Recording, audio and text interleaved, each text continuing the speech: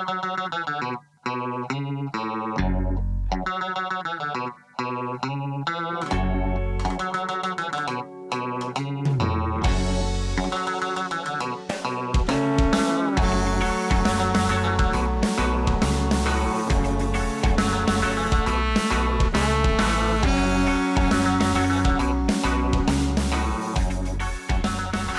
and welcome to episode 66 of the MisanthroPod. I'm Snipe, and as always, I'm joined by Detective Webb. Say hello.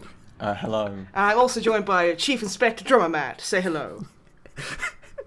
Hello. Yeah, well, because you were making spoiler alert Pokemon references, I was just like, what would my Pokemon sound like if I was a Pokemon? Would I just say Drummer Matt? That seems like... There you go. Dram. Like red rum. Yeah. But like you just have okay. drum. I'd like to think that I'd be one of those Pokemon that don't actually say their own name. They just sit there and go like... Like a Mr. Mime. They just hit. Oh no, he's not that creepy. Okay, I mean, that's Wib fair. is not as creepy as a Mr. Mime. Well, I mean, not as creepy. Anyway, How are you lovely Pokemon trainer / police officers today? We are okay, I believe. Good. I'm okay. How are you, Matt? Yeah, I am well. Apparently this is a Pokemon episode. Apparently. Snipe, how are you? I am fine, thank you. Good. See, now it's going to be even weirder because I'm so terse. So anyway, what about the Pika-Peas and the Detective Pikachu? I completely I was going to not deliberately... mention that first because we always do doing the little recap of things on the channel first. We always Okay, do that. but I was like super proud of the fact that I introduced you guys as detective and like inspectors, and then I was like, oh, Detective Pikachu. And they also have a Yeah, is that not why? That's presumably what I assumed. No, that was... it's literally just because I've been watching a lot of Brooklyn Nine-Nine. Oh. It was a happy accident. Oh, I thought it was a Pokemon reference. So before we get into anything else, I just want to acknowledge the fact we released our Halloween episode 10 days after Halloween. Halloween. I'm not sure how people could see air quotes at home, but Halloween. Oh, Okay, it's very... shut your butt, Drummer Matt. How dare you? Again, Halloween is a state of mind. It's a feeling. It's not set around a particular date. And to be fair... anything that gives us an excuse to dress up all fancy-like. It is true. You were looking very attractive. I'm just going to say it. Oh, thank you. I mean, you're only human, dude. Thank you. But yeah, so that was fun. It was on The Wolfman. If you haven't seen it... What, the Wolfman or our video? Either, really. Okay. I would recommend you go and watch our video on it, mostly because... we need those sweet views. Sweet ad We need that revenue. Sweet ad revenue. So, sweet if ad like revenue. 10 million people see it, we might get a $5, You... which will not recoup the cost of the makeup I had to fucking buy. Let alone the manpower behind that. My makeup, specifically. And yes, also, on top of that, we do have something to talk about more generally as well, as opposed to, our normal thing of going into specific stuff that we've been doing. And it was something you kind of, were referencing earlier, which is, with the intro and stuff. Yeah. So we need to talk about the current state of the Brexit negotiations. No, we're going to talk about the Detective Pikachu trailer. Detective Pikachu is just investigating Brexit. Just Because there's obviously He will some also not have criminality. a fucking clue what's going on. Like, even Pikachu can't solve... Okay, move on. See, you baited us and we took the bait, and now know. you're like, haha, fuck you guys. Like, People "Ha." are going to be angrily commenting about you pair. It's fine. But yes, so Detective Pikachu. Detective Pikachu. I've got to say, those fucking madmen actually went and did it. Yeah. I don't know if what they've done is a good thing, but they've committed to You know, it, and I I'm really glad that it appreciate exists that. in the world. Yeah, I mean, I don't care that it's fucking weird. In fact, I love the fact it's fucking weird, because so many things are so boring and safe nowadays. Yeah, It's like, I love oh it. yeah, let's just have some random short-haired white guy be angry about things and then go on an action man like rampage, and then he has a love interest or what. I'm so fucking sick of If all you can this base it same off a old book bullshit. series that's mildly popular, Yeah, then, you know. I'm so fucking done with that shit. Whereas, like, oh yeah, what if Pikachu was a New York detective? Like, okay, that is so fucking bizarre. And he's I in need the this. and he's in the real world, and we're not gonna like Who Framed Roger Rabbit this and have them with their own distinct aesthetic. No, we're gonna try and make Pokemon look realistic. So you end up with hairy Jigglypuff. Yeah. And then we're going to voice Pikachu with Deadpool. Like, Yeah, I will say that my only problem with this movie is, I mean, I love Ryan Reynolds. I think he's great. I don't think this is the role for him. I think it should have been Danny DeVito. I mean, I agree. That would have been Because amazing. that would have been amazing. That, I mean, it's already I'm like totally behind the idea of this movie. Mm-hmm. But yeah, if it had been This is Danny like DeVito, the that would have only been movie Yeah. since like this is the only movie since Infinity War that I actually really want to see in the cinema. The only fucking movie. And I don't think it's because it's going to be worth seeing at the cinema. I think it's because you just I want need see to make the sure it's real. You need to see the spectacle before somehow it disappears, because it doesn't feel. It feels like every moment that we're not talking about it, it might just stop existing. Yeah. And that's a great. Oh my god! Do you think they'll give out like a special Pokemon card? No, because it's not 1996. Do you think they'll give out a special Pokemon Go Pokemons? Yes, possibly. I have to reinstall Yeah. Pokemon Go. And I'll get a shit ton of... So when you get a new phone and you can finally play it again because planned obsolescence is a fucking cancer, I'll trade you one. Okay, good. We will all have Detective Pikachus. Yeah, there is just something about this movie of how weird it is as a concept, and how watching everyone be so freaked out by how all the Pokemon look Well, I mean, has like... been great. Because yeah, Matt, you were saying before the podcast how you had like a very visceral reaction. Yeah, like to seeing the first the time I watched the trailer, my natural reaction was yeah, and then I like thought about it a bit. I mentioned it to Ruth actually. I was just like, they look so weird, and she's like, yeah, but like Pikachu, for example, is a mouse or based off a mouse. Like it would be furry, like it'd have mouse fur, and I was like, that is an entirely logical point, but it still looks weird to me. And then I watched it again, I was like, okay, you know what, I'm used to this already. And it took like, it was just such a switch of like, the first time I watched it, I was just fully like, nah, I don't like this. And then I just watched it again, I was like, okay, fine, this is cool. Like, I mean, do you want to think of Jigglypuff being like human skin tone all over, including the swirl? No. That's supposed to be like is supposed to be hair. I just said no. Yeah, but it's made entirely of human skin. Meaty terrible. puff, meaty puff. No meaty I'm not talking about Meaty Puff. So I think we can say that we are all. I don't am know. so hyped for this movie. It's probably going to be terrible, Yeah. but I don't give a fuck because it's I so know, weird. I'm so happy it exists.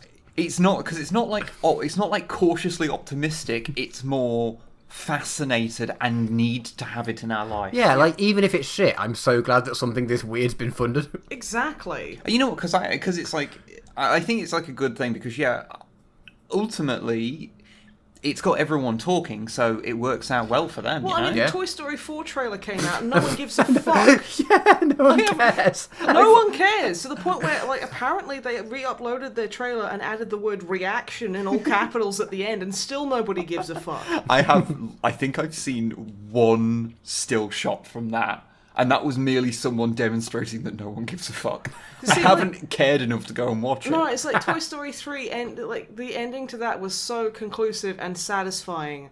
It doesn't need another one. You know what we do? You know what the world needs? Detective fucking Pikachu. Yep. That's what it fucking... Fuck Toy Story 4. No one wanted this.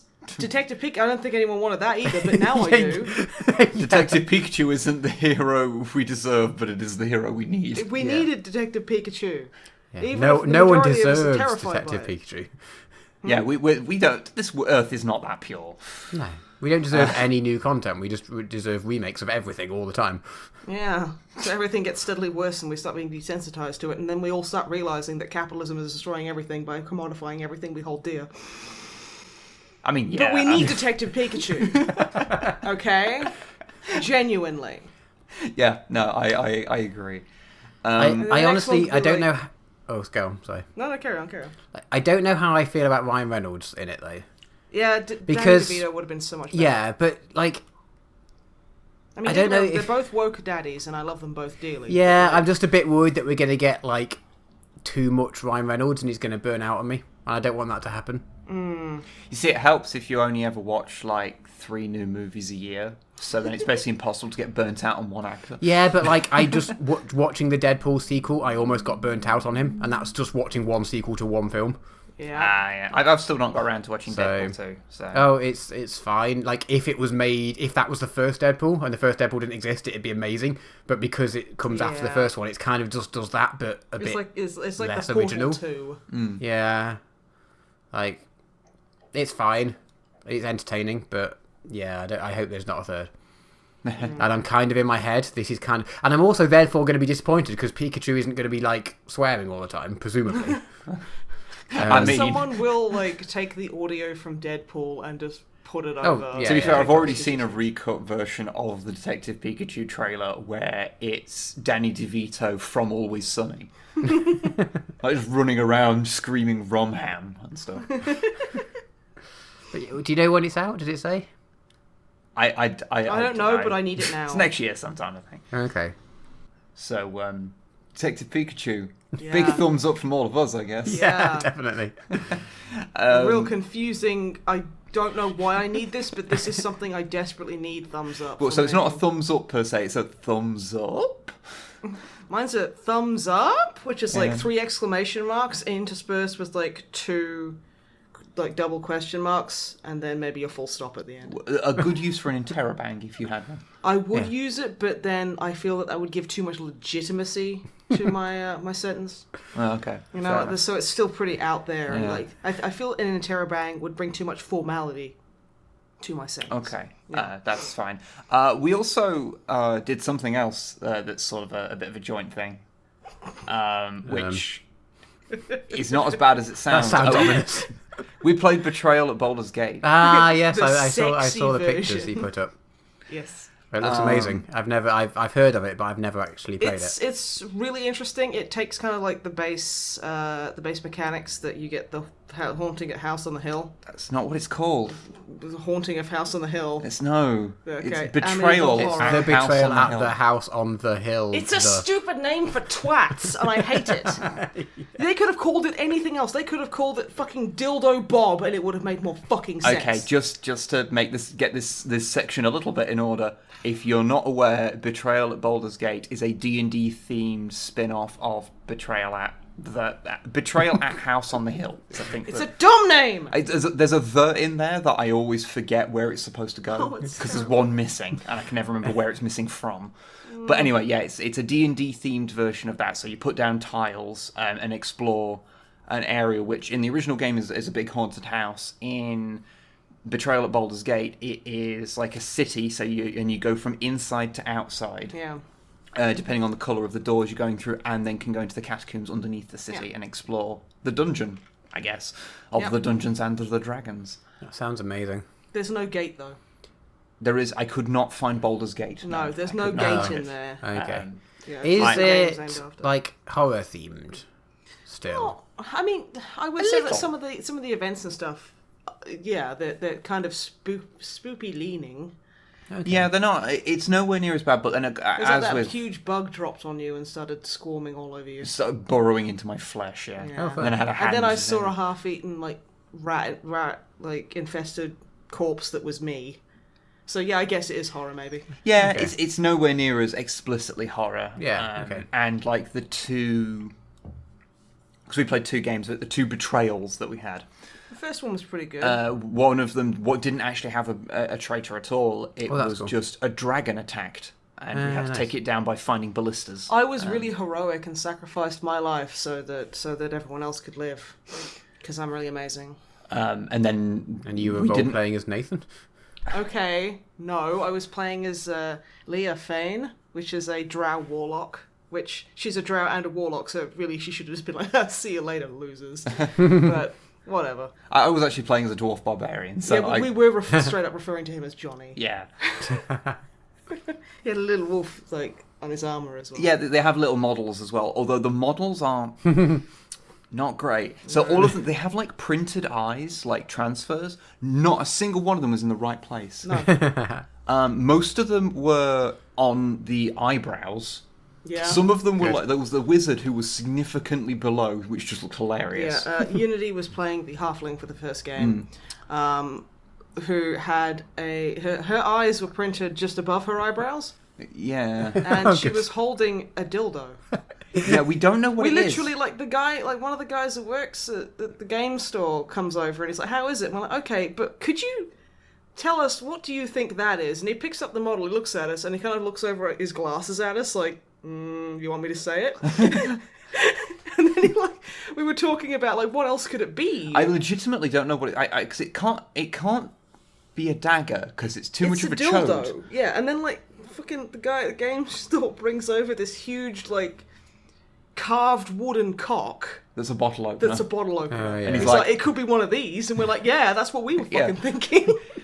So yeah, for some reason... Also, he apparently just had that on hand. Yeah. For some reason, the halfling model in it has just a big cock for some reason. We don't know why. No, she was just like, check out this chode I got. Yeah. And it's like, okay, I'm very sex positive. Good on you. Advantage to intimidation checks. You try to I guess. shout someone down and waving like a dick. She just ripped off someone. Like, yeah, that's probably going to help. Oh no, I'd say this was definitely like maybe out of clay. Like she's made it herself. It's sculpted. It's sculpted. Okay. She's put a lot of effort into that chode. Yeah. Okay, right. She's just giving it an airing. Yes. She's running really fast to get the air to it, you know. To help dry it faster. It's air drying clay. Air drying clay. Yeah. So she's just holding it out there, waving it around. Anyone will look. But anyway, yeah, the two like twists we had. One was just a dragon was summoned, and the other one was I had to steal the deck of many things off because they someone. have that as an item, the deck of many things. Which one of the roles is just the void, which kills you. Yeah. Just like the actual deck of many things, which is very cool. That one ended up pretty quickly because I just ended up next to the person pretty much that had it anyway. So I just murdered them and then just ran to You the are end proficient point. at murdering your friends. Well, He I really is. had a helm of teleportation as Which well. is like a so one-use thing, and like so it was like, get to like the beginning tile. No, you could go anywhere. Well, I'm saying that you needed to basically escape, and then you just teleported to the tile you needed, and there's one instantly. Yeah. So, Nice. okay. But Yeah, that's the betrayal games. I mean, I've not played the Baldur's Gate one, but the normal game, like some of the events and things that are on there, or some of the hauntings that happen, are like quite one-sided, just because you don't know how the board's going to be when whoever finds the thing. Exactly. So it is just a part of the game. Sometimes it will be a one-sided. Oh, okay, it's over and won. It's like in theory, I kind of like this almost better than the base game, but on the other hand, I'd have to play more, see more hauntings because that's really that's the real trick, like just how good the game is. And only seeing 2 of them, and there's like 50 in the book, so you know they could have just not been the best ones. Yeah. I mean, we could have just been unlucky or whatever, but yeah, it there was was good. no ox bellows. Ox Bellows is the best. There was no ox bellows. See, I like Flash better. He's my favorite because I can get max speed and literally just fucking like I think his max is like 8 or 9 speed, which means you can move 9 tiles in one go, which is just I can run from one end of the fucking mansion to the other because I'm bored, and it's just a lot of fun. I like having the zoomies. But yeah, I'm looking forward to playing that again. Yeah, it's good. Can recommend, and especially if you've played Betrayal before and you just want to mix things up, if you can, give it a shot. It's a good game to play with friends or people who you happen to play board games with. I don't know where I was going with that sentence. It just kept that going. was really fucking ominous. Yes, it's a good game you can play with. Like, fucking what? I'll tell you what, let's just move on. Matt, what have you been doing with yourself for the last 2 weeks? I don't think you want to move on. Okay, apart from Euro Truck Simulator. You fucking asshole. I'm half surprised you haven't got one of those like big air horn things that goes. Yeah, I'm genuinely surprised at this point I haven't like converted the room with my computer into like I bought like a full steering wheel and like a chair, and I'm surprised at that. I mean, if it was all free, I would have done that, but I haven't. You need a trucker hat though. I don't even have a trucker hat. And a windbreaker. But yes, I've been playing more Truck Simulator. Fires. I think I have a genuine problem. I also do. Have you even played Stardew Valley? Nope. There's your problem. Yep. I Yep. know. Yeah. I also, I was saying earlier, Shane has very kindly gifted me the new Crash Bandicoot game after hearing me moan that I didn't have it at some point. And I really, really wanted to play it, but I can't stop trucking. To the point where on my notes for what I'm going to talk about this podcast, I wrote Crash on there because I was like, if I write it on there, I have to have played the game so I can talk about it. Guess what? No, still don't. Are we going to have to come to France in like an intervention thing? Yep, I think that might actually be... Well, I'm hoping, like, because with American Truck Simulator, I was like, once I got to like a certain level and I bought most of the stuff, I was like, okay, I feel comfortable stopping this now. Yeah, but that was American Truck Simulator, whereas something closer to home, you're going to be way more obsessive about. Yeah, maybe. But I am hoping that if once I get to the point where I'm like at a certain level, I'll be like, okay, I can call it a day at this point. You know, this really feels like, you know, I've been using heroin for a while now, and I think there's just going to be a point where I just get bored of it. Yeah, exactly. I'll be fine. I'll be fine. It's like probably around Christmas, fine. I'll just be like, it was a bit Moorish, but I guess I've had my fill. That's literally how you sound, friend. Yeah. I'm fully aware. I've reached out to you on numerous occasions telling you I have a problem. Yeah, what do you want us to do about it? I don't know, fix my problem somehow. Okay, how do we fix your problem? I got you Stardew Valley for your birthday. Yeah, that you would have thought that would have fixed the problem. Yeah. And I think I'm out of ideas. I mean, you have just solved my heroin problem by getting me a different brand of heroin. Okay, so I got you meth, which is way better for you than heroin. But this meth is like has got really cute chickens that you can hang out with. Yeah. Yeah, I honestly I have nothing to say for any of apart from actually it's been quite nice. I've been watching a lot of Critical Role. I'm now up to episode 101 of the first campaign. So Jesus, I'm still stuck on like campaign episode 2, season 2, episode 8. And there was that little while back where everyone was like, oh, Matt Mercer, you prick! And I was like, okay, I need to catch up now. I haven't. This is the podcast of I meant to do the thing and then I just didn't. This is a podcast of people who have problems. Yeah. Find solidarity. That could be the MisanthroPod's tagline. A bunch of people who have problems. Yeah. I think I was on episode like 60 odd or something when I first, or maybe 60 or 70 when I started a few weeks ago. So I've got through quite a lot. I mean, I can't say much. Over the last week or so, I've watched through the first 5 seasons of Deep Space Nine again whilst I've been doing other things. And I'm just like, okay, nice. I'm pretty sure I've watched over 100 episodes of this now. What? Well, yeah, it's DS9. It deserves it. I mean, yeah, it's the best Star Trek. But yeah. But also, so moving on from, I have nothing to say about Truck Simulator apart from I've just played it a lot. You drive a truck around. There's literally nothing else to say. Is there any significant difference between that and the American one apart from the geographical location? The trucks are European style trucks rather than American style trucks. Yeah. So they're G1 Optimus Prime rather than being movie Optimus Prime. Matt, fuck's sake. Yeah. he says with so much confidence. Oh yeah. Moving on. Yeah. So they handle a bit differently and they feel a bit different to drive. But no, there's fuck all to say about it. We shouldn't encourage my problem by talking about it. No. But I did come back to the UK for 3 days. Because at the moment flights are about a tenner, so someone was organising a bit of a gathering one evening. I was like, yeah, actually, it costs. Yeah, okay, I can actually just come for an evening and then fly back to the next morning, which is weird and environmentally really bad. And I apologise to the Earth. And when I have a job again, I'm going to do my best to make up for this. But at the same time, there's 100 companies that are responsible for destroying the Earth, and but they push that onto the individual. Also, the lizard people, but obviously. You can't use that as an excuse to do bad things yourself, because otherwise no one would ever do good. But anyway, the point of this is that I couldn't play Truck Simulator on the plane yet. I assume there's a mobile version, but I don't have it, and I don't want to find out if there is, so don't tell me. There is a mobile version of Stardew Valley. Yeah, I don't know if the game's, if you can move your save around. Apparently you can, from what I've heard. Oh, really? Don't quote me on that. Yeah, okay. I have heard that you can do that. But anyway, I downloaded some Netflix to watch on the plane and trains and things. So I watched the new Sabrina series. Oh my goodness! I know you've watched watched as well. Yes. Snipe. Oh my Satan! Oh yeah, yeah. It's. So I say my thoughts first, and then you can say what you thought. Go for So it. I think in general, I enjoyed it. I thought it was good. It was entertaining. I really like the title sequence, even though it's not really fitting with the actual show. Completely disengaged. The title sequence is really cool. Yeah. And yeah, I really enjoyed it. Like, it is very much a teenage show for teenagers. Yes. So it's very, I don't exactly know how Teenagery. Teenagery, yeah, which is fine. It's not. I'm not insulted. That's its target audience. But there's a lot of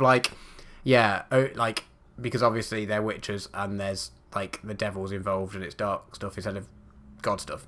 So it's like so much like oh my Satan or Dark Lord or praise Lucifer. Yeah. I've been wondering when you'd get Or, here. You know the one that drove me nuts because I didn't watch the show. It's fading in and out. I just would like turn around and see bits of it like while Snipe was watching. I know exactly what you're going to The say. one that drove me fucking nuts was like a courtroom bit. Oh yeah. And every time like they wanted to call for order in the court because they had to make everything like dark and like Satan-y, they were like disorder in the court. It's like, but that's what's happening. That's literally what's happening. You can't just swap it around. It doesn't work like that. That's stupid. Yeah, that was even for like what they were going for. It was pretty dumb. It's just like they've gone through and like controlled F on the script for like every reference to anything vaguely. Yeah, anytime someone's like, "Oh my God," it's like, yeah, "Oh my." I mean, they don't actually ever say, "Oh my Satan." They probably do at some point. I'm fairly sure. I did check because that's like a really big thing in My Immortal, which is the really gothy, very Okay. Harry Potter fan fiction, which is very funny. And they go, "Oh my Satan" a lot, so I was waiting for that, and they didn't. It was just you had the aunts occasionally go, "Oh, for Lucifer's sake," and you were like, "You're just gonna put that out there? Are you just gonna say things without thinking?" I was really disappointed that they didn't have Salem in it, and it would just be the same Salem, like the same Salem, the same actual animatronic Salem, like the same shit animatronic voiced by the same guy in that show. That would have been amazing. The best thing. Because I mean, like I say, I like Ambrose, who was kind of like the replacement for Salem, because Salem doesn't talk. Yeah. Well, seemingly Sabrina can like understand what he's saying. So in my head, the voice that she hears in her head is the old Salem voice. Yeah. See, I just always remember him just going crying over pie. Which like that. Yeah. Oh, I should do that. I should go and like everything where she's like, "Salem, what do you mean?" And he's like he'll just say something from the old show, which would be amazing. I'm sure that's probably already been made on YouTube, honestly. I really hope it has, because I need that in my life, quite frankly. Yeah. But like dark leanings and weirdness aside, I just enjoy it. It was good fun. It was, considering it's set in the same Riverdale universe and presumably made by the same people, or like the same studio at least. I was expecting same producers, I believe. Yeah, okay. I was definitely expecting it to be. I've not watched Riverdale, but I've heard your scathing review of it. It's terrible, and like it's just really awful. But even for a teenage show, I think it's actually not very good for young minds. But because, so like, going the whole, in, yeah. Like, okay, I will never stop. Like, anytime someone brings up Riverdale, this is the part I always mention. A 16-year-old girl in a bar full of middle-aged men, her mother, and her 16-year-old boyfriend starts doing a sexy striptease to a cringeworthy cover of Mad World. She's 16 years old. Yeah. And it's like, oh, look at her doing a sexy dance. It's like, they try to portray it as empowering, and it's like, this, like, okay, can we stop doing this nudity as empowering? Because for some people it is, but not for everyone. And definitely should not be for fucking 16-year-old Yeah, well, they have. children. That is the other big criticism I have. It's like in the first episode, or the first or second episode. It was right near the start. There is an alarming amount of 15-year-old side boob. Yes, because she is which is explicitly not stated to be 15. Yeah. This is in Sabrina. Yes. Because that's like the plot point is that she's about to turn. I mean, I don't know how old the actor is, but like the plot she's point at least is that fucking 35. Without a doubt, that lady is 35, and I'm not being ageist, and I'm not like being detrimental to how she looks. I don't think she's 35. I think she is actually 16 or 17. No, she's like the main character from Orphan, who looks like she's like 6 years old, but she's actually a 40-year-old woman. I don't think that's the case. She is Nog from DS9. She's not Nog from DS9. She is. She's about 4 feet tall. She's got silver nails. Her mother chews all the food for her. Sabrina is not a Ferengi. She could be. I didn't think this was a conversation I'd have to have today. Of Sabrina. Okay. Chilling adventure. She's just turned 19. That makes it worse somehow. I'm used to Hollywood this is Alec Baldwin in his 50s playing a teenager called Chet. He's like, it's me, Chet, the 15-year-old. You just, when you're thinking about these things, you default to Luke Perry. What? No, I don't. He was in Riverdale, and he should have been playing Archie, because he looks like he could do it. He was the only good actor in Riverdale, and he was fucking squandered, apart from Muscle Sheriff Daddy, who literally was only there to be the Muscle Sheriff Daddy. Okay, let's move on from this the issue that I was trying to say is that, okay, it's a bit weird with the amount of not nudity, but alluded to nudity from a character who's 15 is a bigger industry problem than the fact that they sometimes get old people to play young people.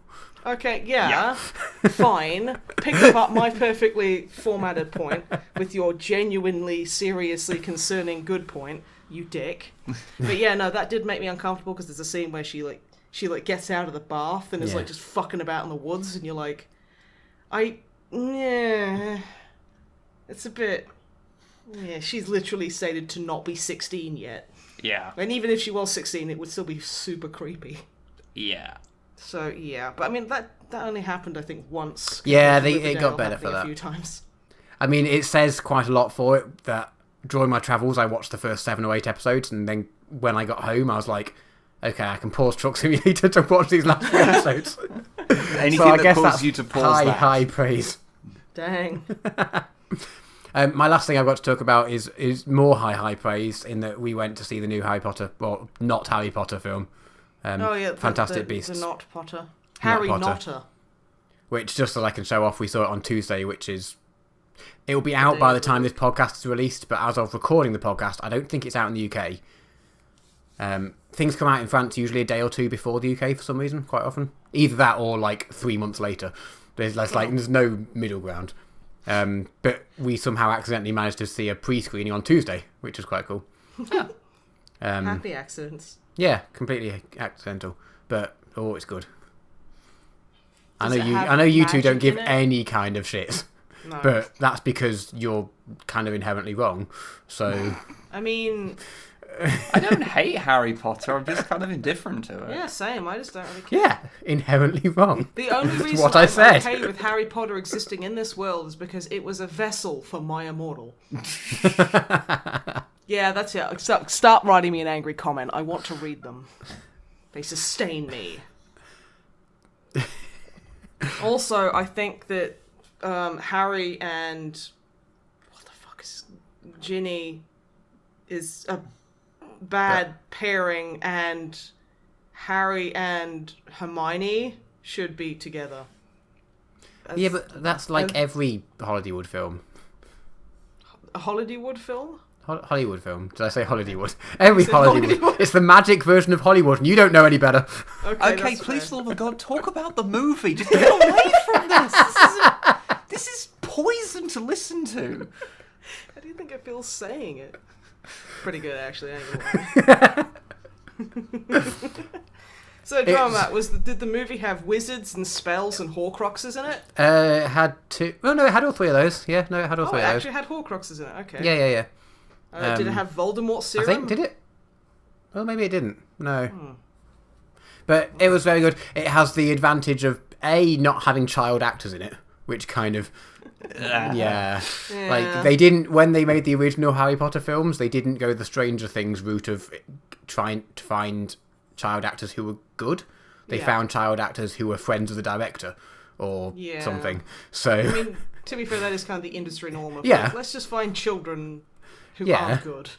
But it doesn't make it less shit. Mm-hmm. I watch the films and I'll enjoy the films, but mostly because the films remind me of the books. Yeah. And the books are great. Yeah, it was good. It's just the second advantage is it's written as a film, not as a book, so that's another positive for it. So it's kind of like the Harry Potter films, but better in every way. Oh, okay. As a film, Okay, anyway. okay. I don't know whether the book would be as good if there was a book made, if that makes sense. But yeah, it's definitely better than the original films. It's definitely better. It gets more into the as the Harry Potter original, I guess, septology. Octology. There's 8 films, but the last one is obviously the part 1, part 2, because all things are now. But that kind of got better as it went through because it got less setting the scene and just having the kids at school into that the more big overall plot. Yeah. Whereas this kind of has gone into that in the second film out of 5. I think it's going to be 5. So it's kind of already all interlinked and yeah, very good. Highly recommend. Okay, what's it actually called? Harry Potter and the... It's not called Fantastic Beasts. And Fantastic Beasts. It's the because that's the main. And the Goblet of Fire. And the subtitle is The Crimes of Grindelwald. Okay, cool. And it's all about the previous big bad Voldemort-esque person, but 50 years before. Okay. Which will get interesting because that Wizarding War happened around the same time as the Second World War, which is quite interesting. There was quite. It's like the explanation as to why no one noticed the huge craters. Maybe. It'd be a pretty good time to do it. But yeah, there's lots of illusions that it's a similar sort of right-wing awful rhetoric that sort of brought this awful thing to happen, and that's sort of happening in the Wizarding world as well as the real world. And then currently our world, but let's just move on from that. Okay. So what else have you been doing? That's me done. Oh, Okay. Yeah. Wib, what have you been doing? I demand an itinerary. Okay. Apart from DS9. Apart from watching DS9. Admittedly, I've been mostly watching Deep Space Nine whilst I've been painting, so... And that's all you've been doing is painting? No, I have done things. Everyone has at least one thing. I've done at least a thing. So I played a couple of those video game things that I hear people like. I played through video games. Yeah. He says after talking about Euro Truck Simulator. I played not through a video game. It's a lifestyle. Wow. Okay. Sorry, do continue. Okay. I'm gonna wrangle the pair of you today. Well, we need to be wrangled. Apparently. Yeah. Wrangle me, Daddy. Anyway.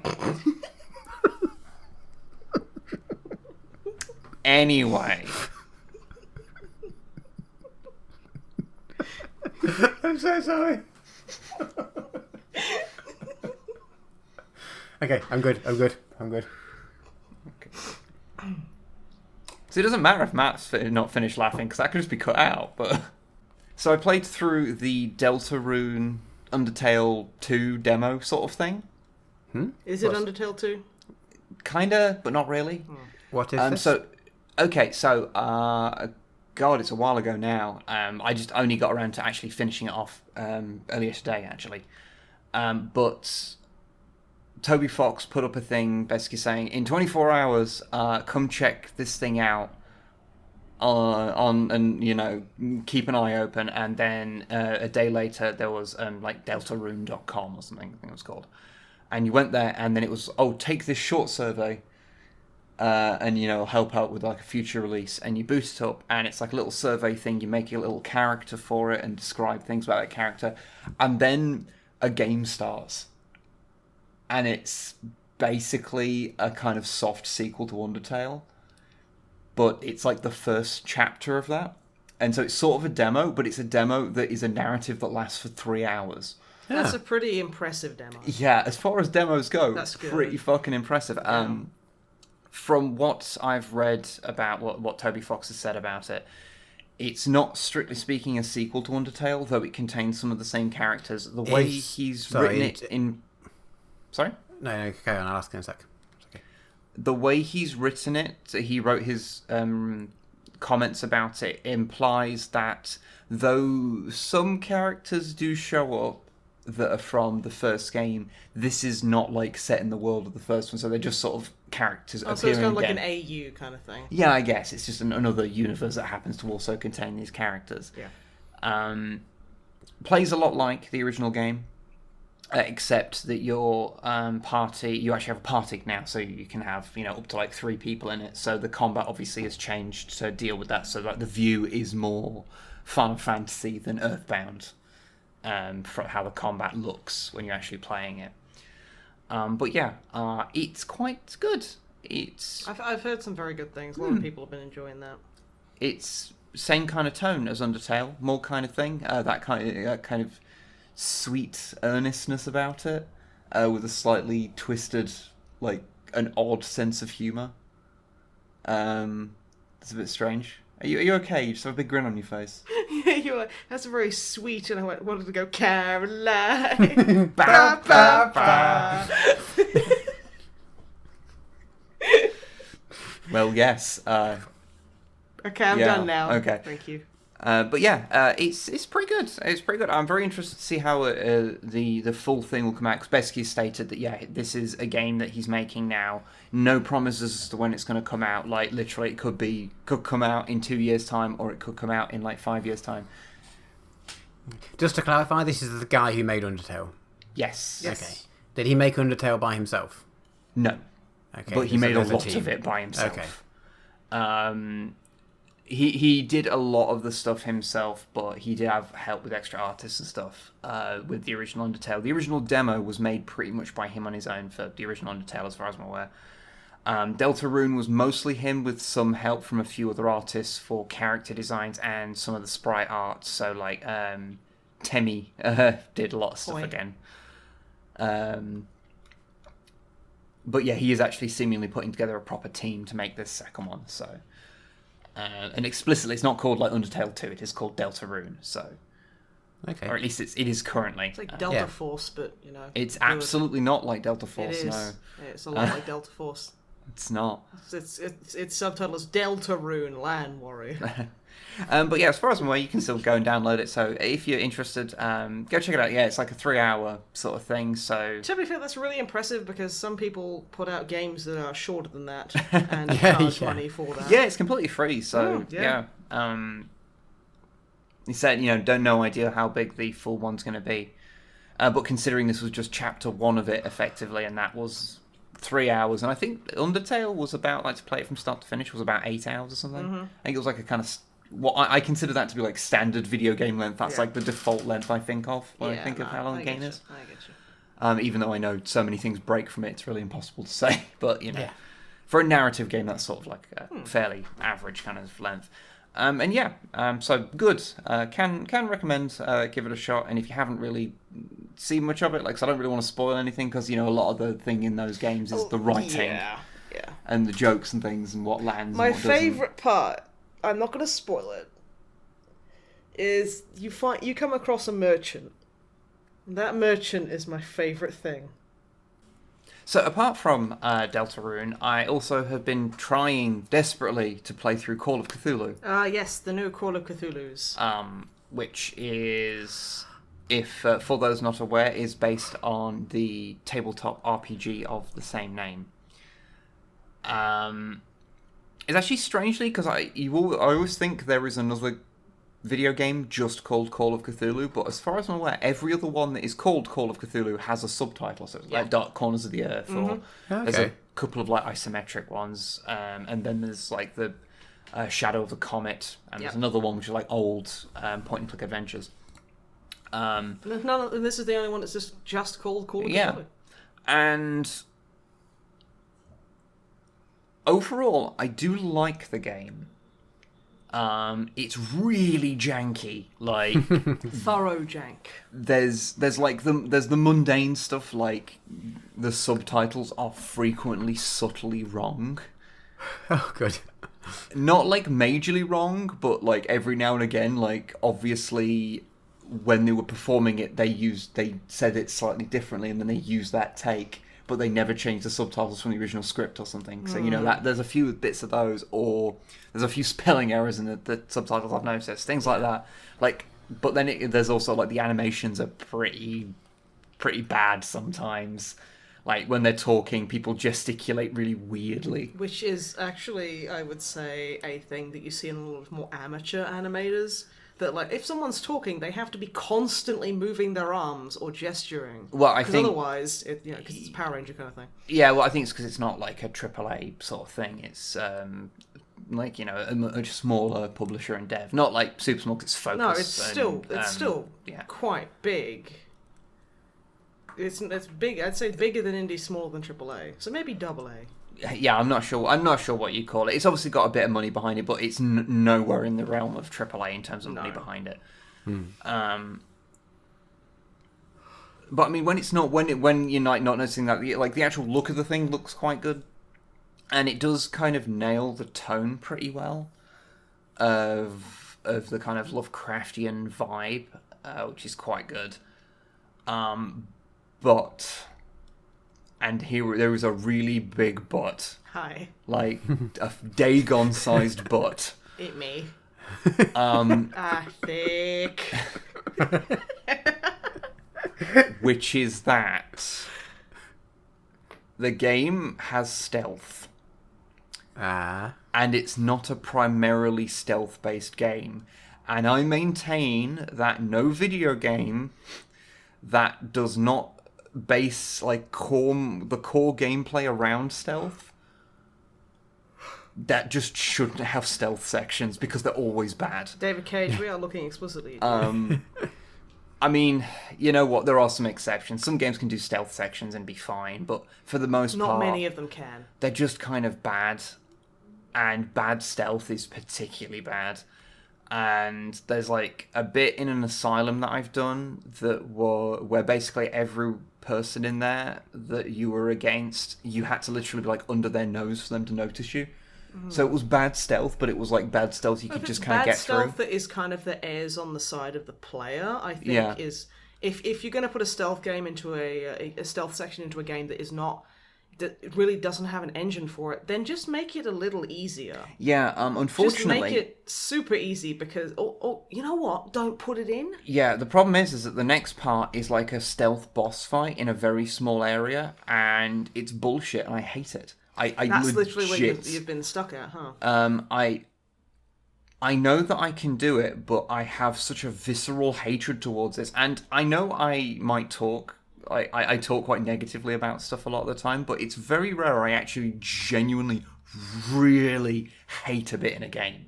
Like, really viscerally do not want to play this. This is one of the rare occasions that I've actually felt it in years. I hate this section so much because... I'll do my best to get it done for you. Yeah, it's one of those things I don't care. Because it's like... It needs to patch that part out. I just don't want it in there. The basic thing is, without giving away spoilers, because it's still a relatively new game, is you have to...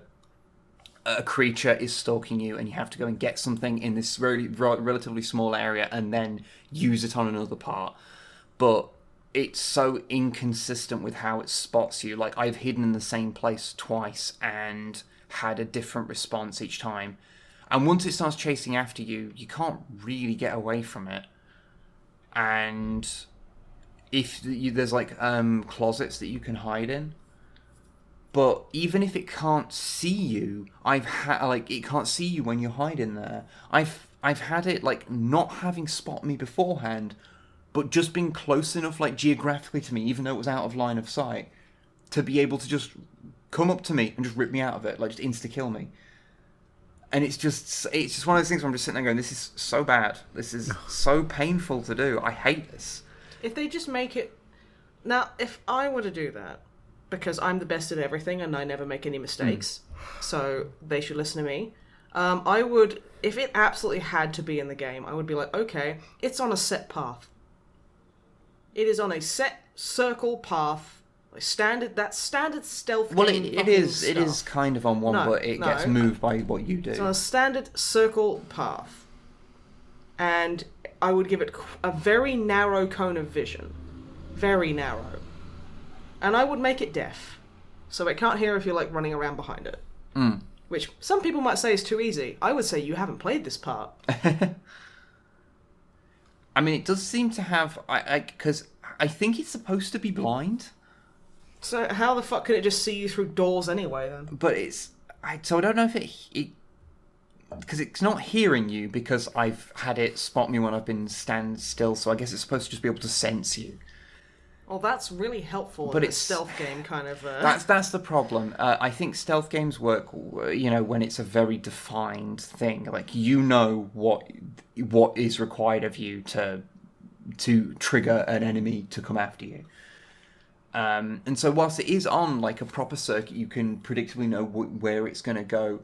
But the moment you break it out of that by it spotting you or reacting to you, like maybe catching a glimpse of you, then it starts going on doing its own thing. And the thing is, like, I watched a walkthrough of it because after I'd done this a few times, I was like, oh my god, no, I don't want to do this. I just want to get back to the game I'm enjoying. Because I am enjoying the game. That's the problem. This is why this part annoys me so much. I went and looked it up, and I'm like, I literally have done exactly what this walkthrough did, except when I went into the cupboard, it just ripped me out of it and killed me instantly. Except it walked past him in the person who played through this. I hope that gets patched to be better. Oh god, I hope it gets patched out, but... I just don't... yeah. I mean, narratively, it's an interesting idea. Yeah, but the thing is, if you can't, you have to work within your means, and if you are... Like, you said there was another stealth section that was a lot easier, and, like, they couldn't see you unless you literally, like, started, like, poking them in the face. Yeah, you had to pretty much get your dick out and wave it in front of them. Yeah, it's like, then if you can't be good, at least be fucking consistent. Yeah, because that's gameplay, it's like, the player learns, that's the thing. It's like, how many times have you seen in a game, say in a stealth thing, where you're watching a monster in a cutscene, and then something falls off a shelf, and then they stop, and then they bolt for it. Yeah. And that kind of tells you everything you need to know. So if something is different, they have a responsibility in showing you what has changed in a subtle way. Yeah, the other part is that Now, I worked out what I'm supposed to do in this segment, because... Just to kind of say, you have to pick up a dagger and use it on something. But... it super doesn't really make it obvious that that's what you have to do. I figured it out. Isn't the clue, like, behind you? The clue's, like, behind where you start. You have to turn around and look on the floor at a note that's just lying behind the thing you're supposed to interact with. That really sounds like they set your spawn point, like, 5 meters too far ahead. And then you have to, like, go and pick a certain knife because it's a room full of different-looking weird knives. And you have to smash it open, therefore making noise. You have to choose wisely. Don't choose poorly. Don't ever choose poorly. Ooh. But the thing then is, it'll fucking murder you through a cupboard, like a fucking. I can't even words. I'm speaking. This is like the ancient speech of Dagon. I'll have you know. Okay, right. Yeah. Mm-hmm. But the thing is, like I say, I really like the game. Like, it's really janky. It has loads of problems. Like, the voice acting, like balancing is all over the place, and how good individual people are is a bit all over the place as well. But in spite of all that, I genuinely like the core little gameplay thing of trying to solve these mysteries, like having weird visions, being the unreliable narrator, and having people around you also the core of fucking Lovecraft. Yeah, like it does the good thing of like modern interpretations of Lovecraft, where it's Lovecraft minus all the racism. Yeah.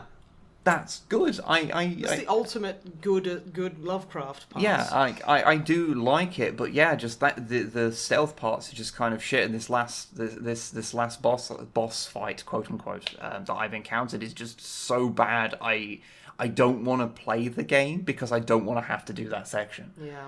Which is, I feel, is the ultimate crime. I know that I'm having a real knee-jerk reaction to it. No, to be fair, like, you don't, as a rule, tend to... I'm the knee-jerker over here. I'm doing the can-can, like, every fucking day. So, I know it's bad when you have such a negative reaction to something. Yeah, so, it's a game that I can, like... On the one hand, I sort of recommend because I do like it, but, like... Be aware that what you're getting yourself into is pretty frustrating. And I've heard that is the worst thing in the game. I have heard that is literally the only huge fucking problem with the game. So presumably after that, it's fine and becomes the game again that's kind of janky, but if you're already into that, then you'll be fine with it. But yeah, that one part is just so bad. Oh. Yeah. But I won't dwell on that any longer. And so therefore we'll just end my section because that's actually all I have to talk about. Okay. So yeah, go play Deltarune if you haven't, and maybe play Call of Cthulhu if you don't mind maddeningly, infuriatingly stealth. If you're not as infuriated by shit stealth as I am. Yeah. I mean, I get mad if the toaster reflects me in an unfavourable light, so I probably shouldn't.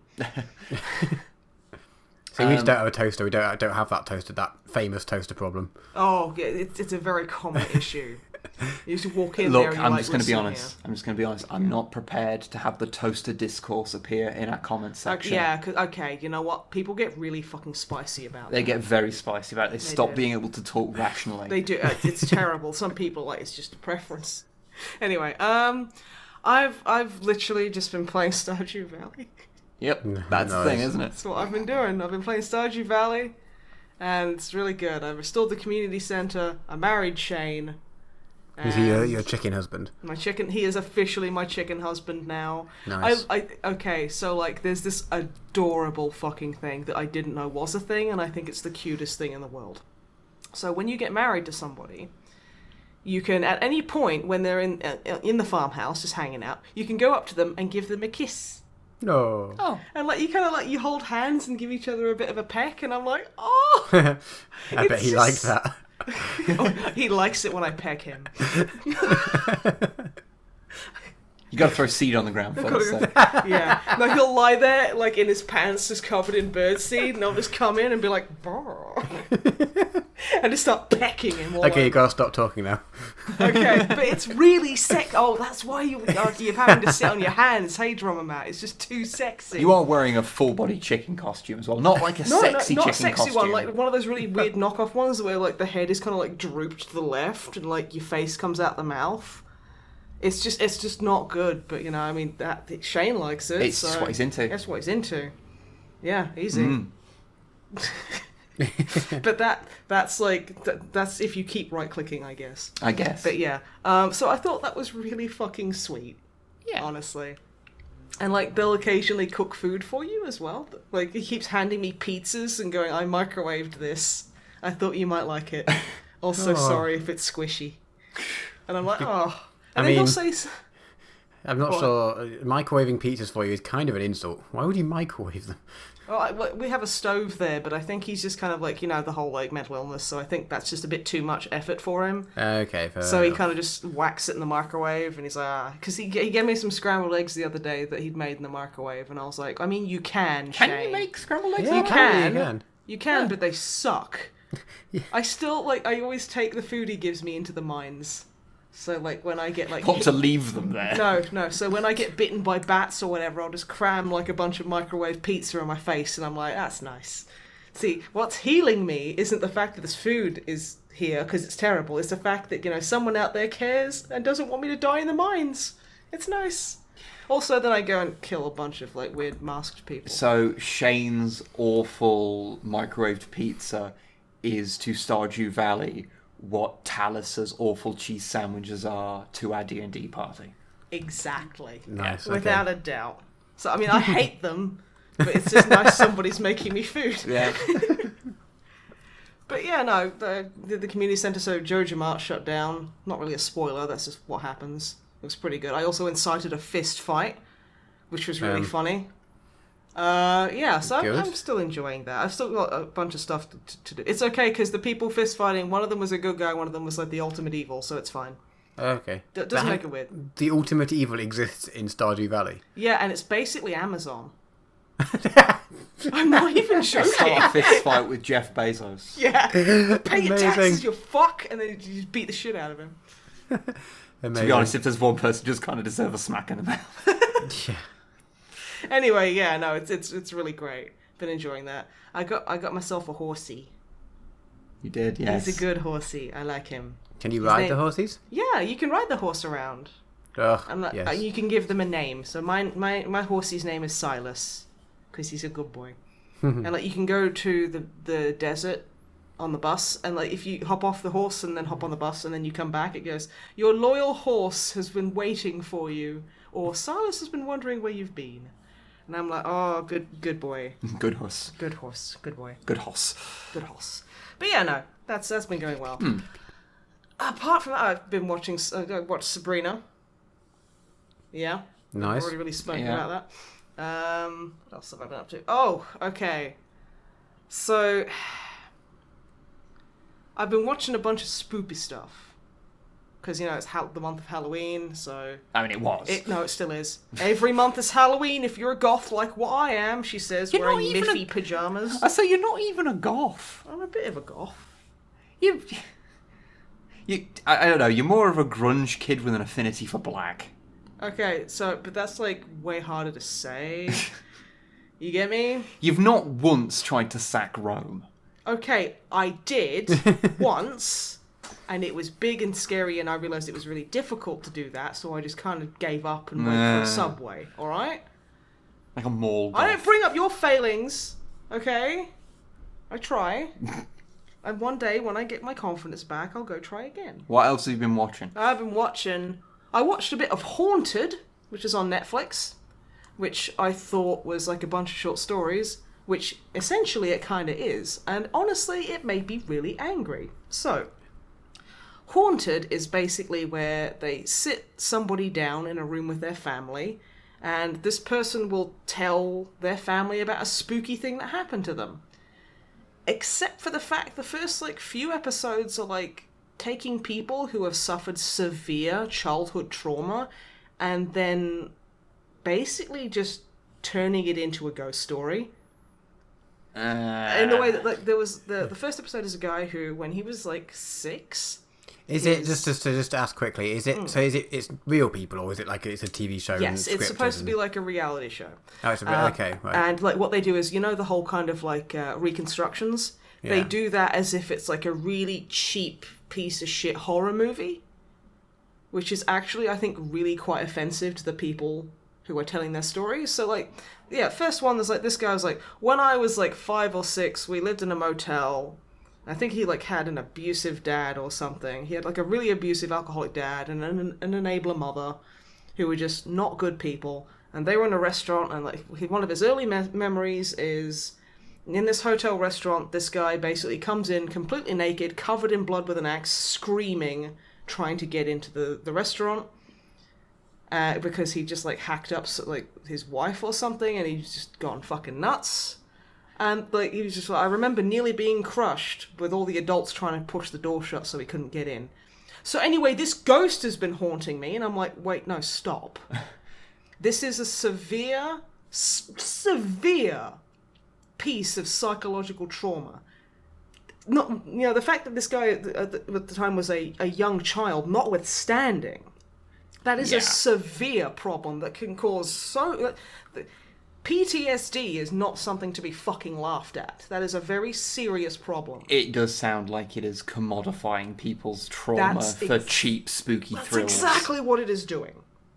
So, this guy's so from then on I started seeing this, blood-covered woman in my fucking closet. And I'm okay, it does not take a psychologist to work out where that came from. Yeah. And he's he was talking about this one thing, and I'm no, okay.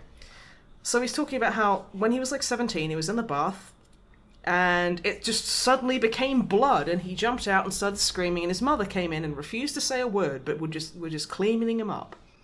And he's all it was blood, Mum, I saw it, was the woman in white was here, and the woman just doesn't say anything, and she just mops up all the water. That to me says the woman is going, my son is crazy, but I'm just not going to engage because I don't know what to say. Mm. And I feel that man is seriously in need of mental counselling, like psychological counselling, because he has obviously got a lot of repressed memories. His young mind, I feel, is kind of had created this woman in the closet as a way of trying to explain why he's seen what he's seen. He said that he would tell his father about this spooky stuff, and his father would literally just punch him in the face, from the age of 6. And it's okay, why are you basically, like you said, commodifying this poor man's trauma? Because he's not well. Mm.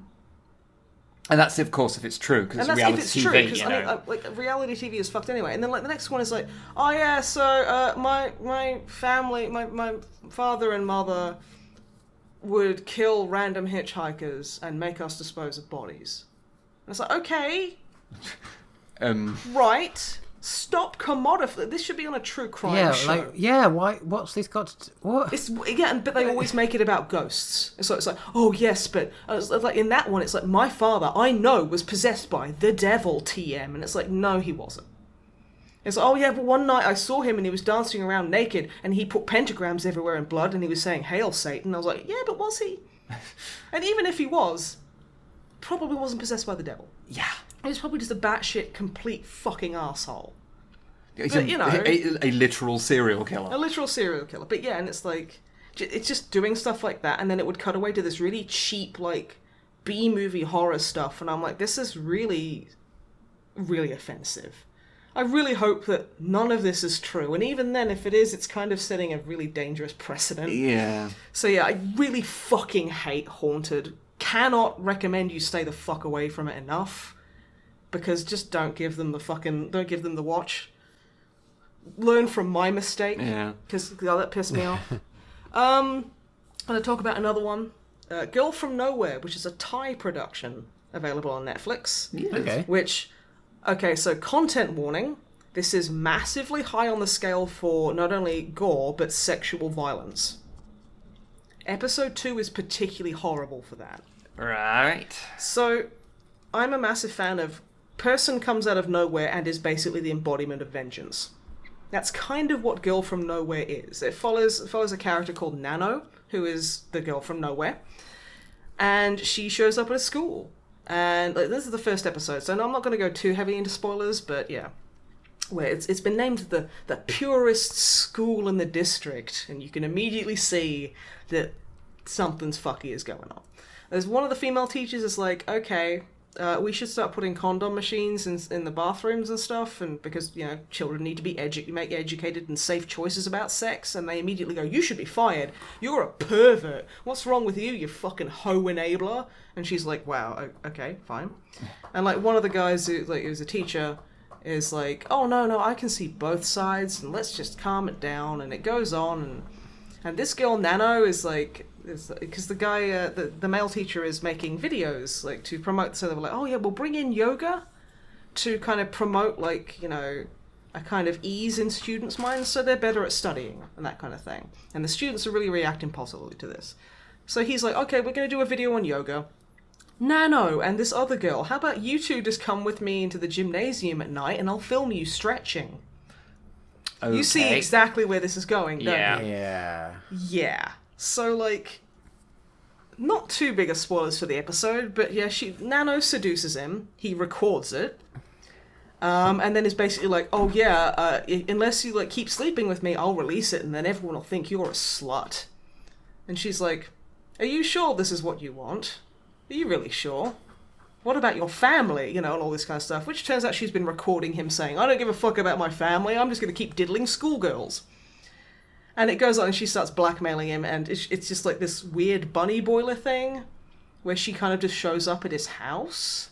And it's like, oh, hi teacher, you forgot your phone. Lovely house you have here. Which is amazing to watch this guy twist. The ending is maybe a bit harsh for this one. But it was still like, oh, shit, okay, this is really dark and out of left field. Because she's a kind of supernatural entity, isn't she? Like, in the second episode, she dies. And then she's back at school the next day, like, hi guys, I bet we had fun at the party last night. Which I'm not going to mention what happened at the party, because it was fucking gruesome and terrible and horrible. But yeah, suffice to say, she goes on a punishing spree, and it keeps going, and it's just... Yeah, it's like, the funny thing about it is that no one is a good guy. Like, no one at all. Like, in the first episode, there's, like, the lady teacher, and there's, like, a girl that the creepy teacher got pregnant. They're the only two good characters. Like, the only good people. Yeah. And then from then on, in every episode I've seen, no one is a good person. And she's just, like, this fucking... This tornado coming in, fucking wrecking everything. It's the sort of thing of someone screwing with people, but everyone's a bad person, so it's probably fine. Yeah. And I will say, also, the character Nano, her laugh is horrible. She'll literally, like, occasionally they'll have, like, oh, yes, like, she's watching someone, like, she's given them all this this evidence of oh yeah, you're a disgusting person, and look what I'm gonna do, and look where it's gotten you, and they'll be like, oh shit, and she'll just start laughing, and it's not laughter, it's screaming. It's like she cannot fake laugh. I'm not saying it's horrible in the way it's scary. It's like, no, it's just so annoying to fucking listen to, because she goes from 0 to 100 terrible fucking fake laughter. Is it supposed to be weird? I don't know. It's just so annoying to listen to. It's like, I mean, I personally wouldn't have had her laughing at any point, especially if that was the laugh she was coming out with. But who knows? Maybe she was directed like that. Do you like this show? I am fascinated by it. Because I honestly couldn't tell from that summation. It's a really, really interesting idea. Because there's a thing not really like this, but there's a TV show I fucking adore called The Booth at the End, which is where Xander Berkeley is this really mysterious guy who just sits in a diner every day, and people come to him and they go, I want to, I want to be rich. And he's like, okay, we can. And he looks in this journal, and he goes, you have to kill a baby. And I know that sounds really extreme, but that's it's kind of like they go in with a problem, and then he will give them a task to do, and it always works. So I was like, some guy comes in and goes, she's like, I want to be pretty. And he's like, okay, well, you'll have to do X, Y, Z. And it's like, and when people start working towards this goal, the things they've asked for start happening, and you can't. It's like you feel that maybe there is a correlation, but there's one guy who comes in and goes, so I started looking into what you told me to do, and my son's getting less sick. Is that you? And he's like, not sure. Could be. So he's this completely grey, this mysterious fucking entity. And it has things of that, this mysterious entity coming in and just fucking with people. But in a more, he's more kind of calm and stuff, whereas Nano is, like I say, this fucking tornado of destruction. Should be noted, if you do choose to watch Booth at the End, it's not always you have to kill a baby. No. It's sometimes it's stuff that's fairly innocuous. It's I'm using that as an example. It's basically you go in, ask for something, there is a price, you have to go. It's that kind of thing. Because sometimes it's something as silly as you have to go and call your dad and tell him you love him. Yeah, something like that. It depends on the person, but it's I would say stay the fuck away from season 2 because it's terrible and it shits the bed. But season 1 of The Booth at the End is phenomenal. I'd say if you're really interested in what I've said about Girl from Nowhere, because like I say, it is such an interesting concept, and it doesn't go the way you'd think it would. So the stories about vengeful spirits or whatever, that who knows what Nano is, but she doesn't exactly fit the bill and will do things that you just don't get. Why would you do that to this person? Or why would you put this person in danger? They are an innocent, So she's she's not even really for the force of good, per se. She's kind of more neutral. A kind of chaotic force. Yeah, she is chaos. Yeah. And she'll come in and punish the pedo teacher and stuff like that. But there are people who get caught in her wake. But it's okay because she's punishing the bad guy. So yeah, a lot of people go down as collateral. Yeah, it's really. I'd say if you can stand with the sexual violence, because it is pretty rough at times, I'd say it's an interesting watch. Okay. But yeah, it's just I'm gonna keep watching it. I think because it's just I need to see where it's going, if it's going anywhere. It's so strange. But yeah, the last spooky thing I've been watching is, I mentioned it earlier by accident, The Haunting of Hill House. Yes. Which is another Netflix thing, because, shut up, I watch things. Haunting at House on... No. Yeah, it's The Haunting of Hill House. Which I think is based on... That still doesn't have enough others in it. I know it's not related, but... The Haunting of the House on the Hill. But yeah, no. The Haunting on Hill House. Now... I watched halfway through the first episode and called it quits because I was so fucking angry and frustrated with it. Mainly because, so the main thing is there's quite a big family. This family grew up in this, they're house flippers. If you know what that is, that's somebody who moves into a house that's kind of wrecked, will fix it all up, move out and sell it on. That's house flipping. So that's what their mother and father do. The mother's an architect, and the dad's he builds the houses. She designs them, and they move into the Hill House which I think is called Hill House. And so there's like a lot of the children as adults. You follow them in their everyday lives. And then it's like constantly flashing back to when they were children in the house. And it's that in and of itself was so jarring in the first episode. I could not keep up. So I'm like, who the fuck is that? Who this person was that when they were... What? Okay, well, who's this guy? I had no idea who was who. Because it's like, okay, I'm getting used to all these characters as adults, and then you immediately snap to, here's a bunch of kids, and I'm like, I don't fucking know who these kids are. And it pissed me off a lot.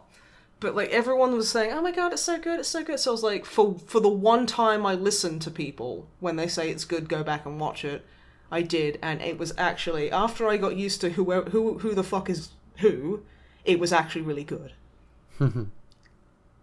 It's I wouldn't say it's... I'd say it's... It is spooky, and I would say there's some amazing fucking... What would you call it? Some amazing fucking. So many amazing fucking. There I don't are know if some... there is any fucking, but...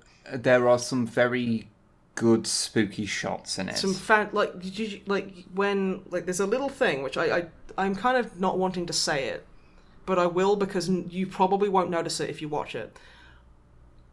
When they have it's absolutely amazing the amount of long unedited shots they have. There's one particular... They are fantastic. Because I didn't see the whole run, but I did watch a handful of episodes of it, and there's one particular episode where they're in a funeral parlour. Yeah, basically. It's based around a funeral parlour, and I kind of meant to go back and watch through it again to try and figure out how many 10-minute plus... Well, I think seemingly unbroken shots there are. I think the longest shot in the episode is 20 minutes. Unedited.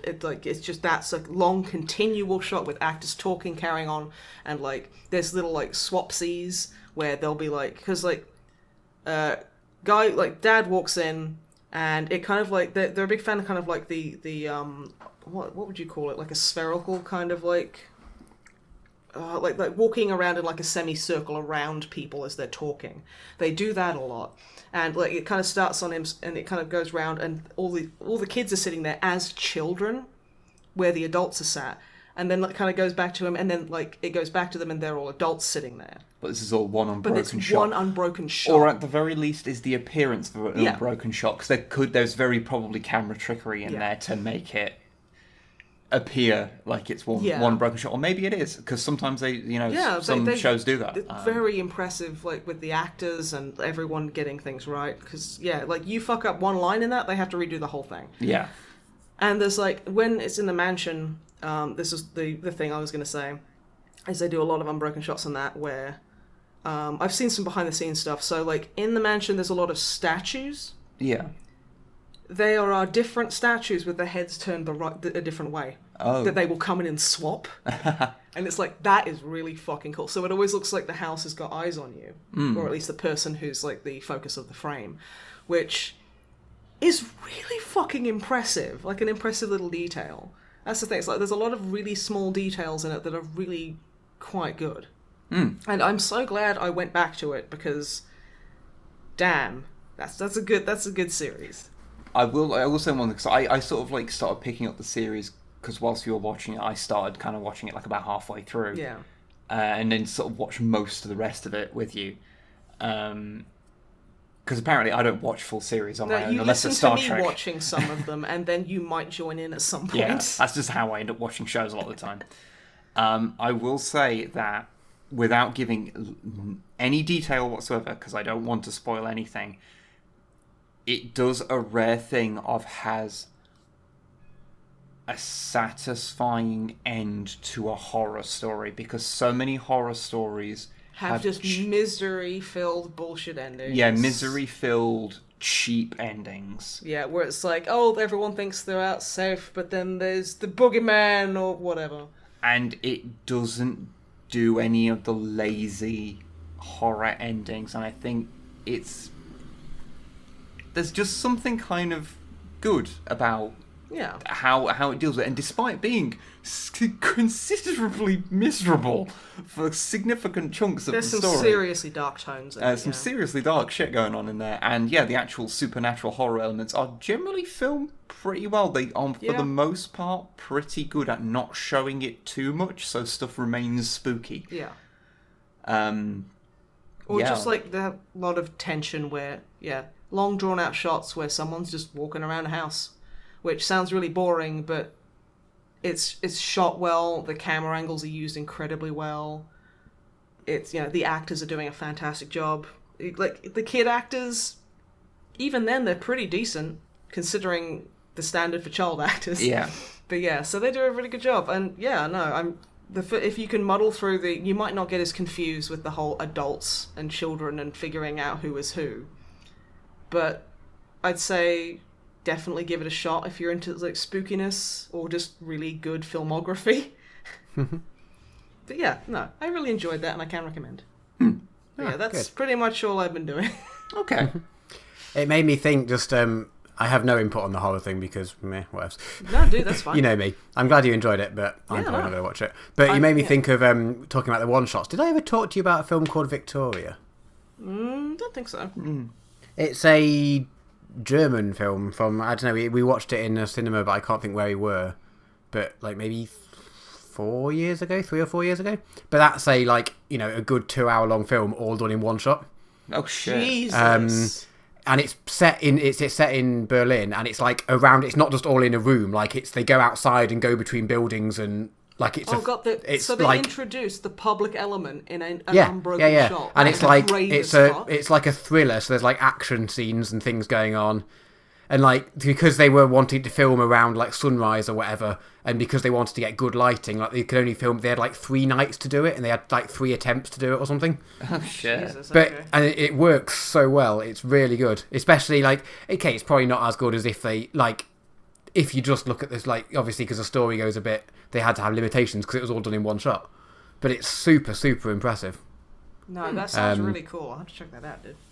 The music's really cool as well because it's by a guy who we went to actually see live a few months ago, Niels Farm, who's like really cool electronic music stuff. So the soundtrack's really beautiful as well. But yeah, really really impressive. Like I'm sure it's like at least 2 hours long. And yeah, just if you like the one shot sort of things. Yeah, it's I have no idea if it's on Netflix or whatever. That's taken to the absolute nth degree, but I gotta see. And I'm not saying it's. I'm sure there's others. And I'm not at all saying this was the first or only.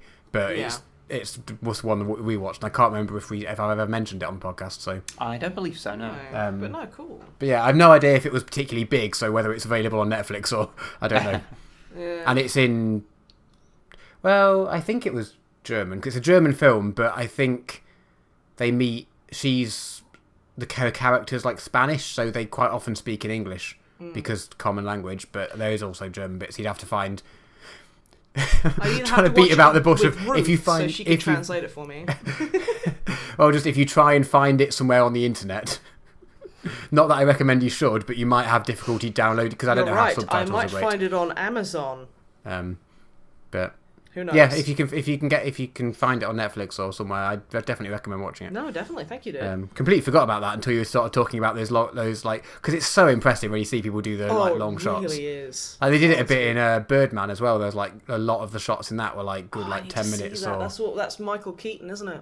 Yeah. And a lot of the it's filmed. It's like they're not trying to trick you, but because sometimes the camera will go up to the sky and come down. You're like, okay, obviously that's where they made like a cut. Yeah. But still, even between those bits, the shots are like long. I don't even know how long, but like long shots. Even the illusion of an unbroken shot is still it still looks not cool. The Yeah, easiest thing to do. Yeah. So, but yeah, this Victoria, I definitely recommend. Oh, cool. Okay. But yeah, that's pretty much all I've been doing as well. Okay, cool. So I guess we should then move on to the questions. Questions. Okie dokie. We have a number. Sorry? We have a number of questions. Cool. And Wib, what email address should people be sending their questions or waifu/husbandos/significant other questions to us? They should be sending it to onlydrummermat@snipeandwib@gmail.com. What's that again? onlydrummermat at snipeandwib@gmail.com, and you're just trying to get revenge on me for every time I do this to you. It's fucking annoying, isn't it? No, it's fine. It's so annoying. Yeah, that's what he said. Yeah, you heard it, Drama Matt. He was like, "Wow, that's really bloody annoying, isn't it? Apples and pears." I'm not Let's go southern. for a pint at Tip Pub. I'm not even northern, really. That's what husband I'm sounds from the like. Midlands. Neither of those accents are. And I technically bet right. I don't have a strong accent either way. Okay, Captain received pronunciation. Every Matt. person. Anyway, okay, yes, fine. Acidus wrote in to say, not been able to watch any of the live stream recently. Oh my god! Okay, because their internet is bad, and I was like, no "Yeah, excuse. You should be downloading it in text." No, I'm entirely sympathetic. Bad internet is the worst. Yeah, no. Honestly. I literally had to start my PC and my internet router before recording this podcast because my internet wasn't good enough to load the speed test site, let alone run a speed test. Yeah, no. Ultimate sympathies for you, dude. Since you guys, his question. Since you guys keep going on about how old you are, what advice would you give to someone about to turn 30? And then in brackets, it's me. I'm about to turn 30. Please send help. Happy birthday, for starters. And second, who gives a fuck? The only problem I have with getting older is the fact that my body doesn't work as well as it used to. Yeah. And everything's sore and I get angry at loud music. Honestly, I've always gotten angry at loud music. I felt literally no different from being 30 to being like in my late 20s. It's the same. It's all fine. Yeah. Apart from your knees or your back. All the stuff that like physically has been going wrong was going wrong beforehand anyway. Also, so what we're saying, it's not a sudden drop, it's a long, continuous, inevitable drop. Basically, stuff starts off bad and just keeps getting worse and worse. Yeah, no, but that's just life in general. That's just life. But yeah, I'd say go for an eye test or a hearing test. Just go for a physical, just to make sure that you're fit as a fiddle. Because I put off like hearing tests and eye tests for a long time, and that turned out I needed glasses and hearing aids. So it's better to get that thing kind of like nipped in the bud early. Yeah. And happy birthday. But yeah, basically it's fine. Don't worry about it too much. It's fine. We joke about it, but like who cares? The only benefit you get to getting old, apart from giving less of a fuck about things, is just being able to make fun of the fact that you're older. Yeah. So yeah. What about you, Drummer Butt? Probably, he needs his you're afternoon nap you're 'cause tired. he's You need an afternoon naps, but I've needed afternoon naps for a long time. Yeah, same, honestly. Yeah, it's fine. Age is just a number, man. It's Yeah. cool. Like, use it as an excuse to go get pissed or whatever you want to do on your birthday. Yeah. Or eat like a bunch of cupcakes. That'd be really It's a great nice. excuse to, like, either have a party or have a gathering or not, depending on what you want. But it's an excuse to do whatever the fuck you want for a day. I'd say the best part about getting older is people stop being like, oh, for your birthday you need to get absolutely blind bastard drunk. I mean, that is literally what I just said. But Yeah, no. Shut up. I agree with Drama Matt to the point that I'm going to elaborate on it. Apparently I'm doing something wrong because he's an old man and he's angry at me. Dick. What? No, it's just that my advice was go get drunk, and your advice is it's great because people will stop telling you to go get drunk. No, I mean, I was saying, like, when you're young and there's a lot of pressure on you to go out and get wasted or like... Oh, yeah. So, you have to have a party. It's like, you get to older and, like, you can go and do that. That's great. But, like, no one expects you to it and no one pressures you into it. Yeah, It's peer pressure completely is... fine if you want to. Yeah. There's, like, no one puts, like, a lot of pressure on you for this stuff, so... Apart from Drummer Matt, because he's an enabler. He's like, yeah, go and do lots of pints and trucking, but not at the same time. Have a pint after you finish trucking. Yeah, of course. Yeah, Drink responsibly, drive responsibly. Yes. Smart. All right, moving on. Bloodwolf Koji, a question for Snipe and Wib. Not Drummer Matt. Not me. Oh, what? Guys, you need to start asking Drummer Matt questions, because he's really important and a lovely man. So you should ask, like, Drummer Matt, what is your favourite texture to put on your hands? No, I just thought that was going to be, what is your favourite texture, just as a general statement. Yeah. Okay, well, what is your favourite texture, Drummer Matt? I don't know, I feel like I'm rather on the spot here. Okay, well, what texture is that spot? I'm going to go with... So I got a new board game recently. Okay. Right. Called Azul, which is really cool. and it rhymes, which makes it even cooler, apparently. It's a Portuguese-themed like tile laying thing, which is really pretty. It's really pretty. This, Yeah. But the back of the tiles has a cool like pattern on it, like an old school map sea. So it's like loads of like blue arches that look like the sea. Yeah. Oh. It's got that texture on the back. Oh, so that's your favourite texture? Yeah, there you go. Okay. See, it wasn't related. Good. There we Good. go. So what was the actual question? For us. Since these, and I've first got confused because turns out I don't read the actual subject line of emails. Because you just click, it just says I just see who it's from and then click on the email and then just read the email. Turns out I just tend to do that don't ever read. So I read this whole email, got very confused as to what was happening, and then noticed that the subject line of the email said sisters and gene stealers. I was like, oh, okay. But yeah, it turns out if you've ever said anything to me in the subject line of an email, He will I've ignore it. Not ignored, just genuinely not noticed. You know, sometimes, Matt, Yes. you are... I think of you as being, like, the version of us that has a functional life. And then I find out that the basic reading comprehension required to read an email is just devoid from you. Nothing important gets put in a subject line. You put what you want to say in the email.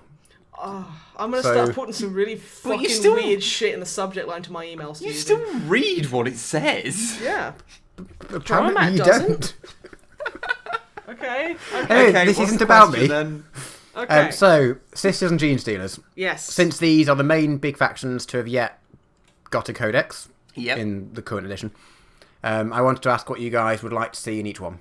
Sisters. I just want sisters. You just want Sisters to be in the Sisters Codex. I want them to have their own fucking codex. Well, I want them to have the other only, like, their codex, rather than just being fucking part of someone else's codex. Yeah, because I am so fucking tired. Sisters of Battle have in the entire run of 40k, despite being something that has been in it for basically the entire time, They've only have had had one of their own codexes. They had, Codices. they had one second edition codex. Yeah.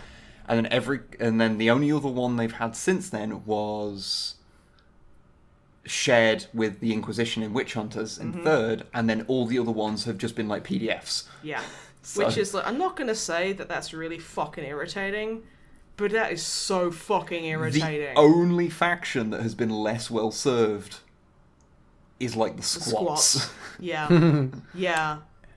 Yeah, just fucking saying. So yeah, I just want another codex, and I want them to have good stats. I would like them I actually. want them to have Terminator armor. Yeah, there's some people out there who've drawn like Sisters themed Terminator armor, and I would actually genuinely quite like that. That'd be so cool. Ultimately, I would just like them to expand them because they really feel like they kind of put them in there at the start of the game and then just left them there and didn't do anything. That's kind of it. They haven't really had like the unit, like army-wide updates that other ones have had. Yeah. So, I mean, they've still been, they still use the models from second edition. Yeah. It's like 94 or something, I think, their stuff came out. And they've had the same stuff ever since, and it's meant that their line and the stuff they have available, the actual units they can use, have been so, like, stilted for that entire time. Like, whole new types of units have come out for other factions, and they just haven't had it. I just don't think that, GW is letting the sisters lead their best lives. They kind of just kept them in a cupboard for a while and like, yeah. Kinda. So yeah, I just want them to be treated like an actual fucking army for a change. I kind of like them to get some new interesting tanks. I'd like them to get some power armor. What, you mean to not just be wearing the weird boo plates stuff? Not wearing the crappy, like, oh, this can't be integrated, but no, just actually give them fucking Space Marine armor. Well, I mean, they are. You could say I want some females. Let's not go down that. I can't be bothered to deal with those comments. No, that's fair. But no, I just think, like, just fucking give them things. Give them new tanks. Give them Terminator armor. Give them something unique to them. Make them interesting. Give them something. Fuck's sake, GW. Yeah, and the Gene Stealer cults, like, I mean, they've had like their new stuff, and so I don't suspect they're going to get much. Yeah. They're probably, I mean, there is the stuff that's been introduced that we've seen, like, teased a bit. So there's, like, the 3 gun-wielding, like, like gunslinger model who looks fucking great. Yeah, that's so cool. Just pop that in the Sisters Codex. and there's like the giant one that was in Tooth and Claw, stuff like that. So yeah, this stuff is interesting, and it's going to be it's interesting to see what's going to happen with Gene Stealers and Tyranids and stuff. Actually, that's a point. Because Tyranids, they've have both Tyranids actually come out, or is it like just Gene Stealer cults that hasn't come out? I'm not sure. I don't really keep an eye on them. I don't know. I don't play them, so yeah, I don't have to pay too much attention. I've never played Tyranids, nor have I known someone for any length of time that has played them. Like I've only like known someone who played them for like an afternoon. Yeah. So, well, the subject said Sisters and Gene Stealers, not Sisters and Tyranids. So. Yeah. But yeah, there must have been new Nids Tyranids things at some point. Yeah, but no. Yeah. But yeah, so guess that's how rambling in here goes. Yeah. That's fine. They also got to say that they got to play their first game of 8th and learn how terrifying Beyond the Fell-Handed is on the tabletop. Especially in a 500-point game. Yeah. Oh shit, yeah. You've not actually used your Bjorn yet, haven't used my Bjorn yet, no. Because, I got you the old metal one. I want the new one so I can have what are they called? Not Murderfang, because that needs to be expunged on the map. You want the new one because then you can have two of them and one can be Bjorn and the other one is obviously Bjorn again. Wow. Yeah. Bjorn again! Because he's a dreadnought. The Bjorn kit has a bunch of extra things in it now. Yeah, so I want. You want the one that has the shield, and the axe. Yeah. That's the one I want. That's the one you want. That's the one I want. Yeah. And I'll get the Murderfang head and I will melt it down and throw it at a passing car. You don't like Murderfang very much. Fucking hate that shit so much. It's like, look, I can Wolfen. I think they're really stupid. And that is Wolfmen. No, I would interpret that as they're just space wolves who are maybe a bit unstable emotionally and just go berserk really easy. To the point where they act like beasts, because not everything is fucking literal.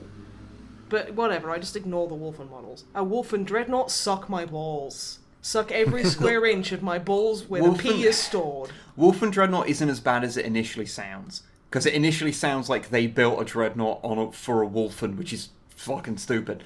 But it's someone in a Dreadnought has then succumbed to the Wolfen stuff. And it's dumb. I know, but it's nowhere near as bad as it could have been. It's still dumb. It's not Murderfang. Can you see a difference? Like, if they're inside the Dreadnought, and then they succumb to the Wolfen thing, the outside of the Dreadnought wouldn't change at all? No, there isn't a specific model for it. You Okay. You use the Venerable Dreadnought kit. Right. Presumably you can add things to it to make it more apparent that that's what it is, but yeah. Yeah, like, a hammer. I mean, yeah. Because it's dumb. It's stupid and stinks like a big stinky butt. Okay. Yeah. We're all in agreement. Their last point was actually on a there's a related note to the previous one. Since their birthday will likely have happened by the time this gets brought up. Happy belated birthday. Happy belated birthday. Happy belated birthday. Don't do it just as quiet. Happy belated birthday. And moving around, which makes it horrible to edit around. Happy belated birthday. No, that's horrible. It's really horrible to listen to. Happy belated birthday. Alright, next up. Reek, the whatever my last title was.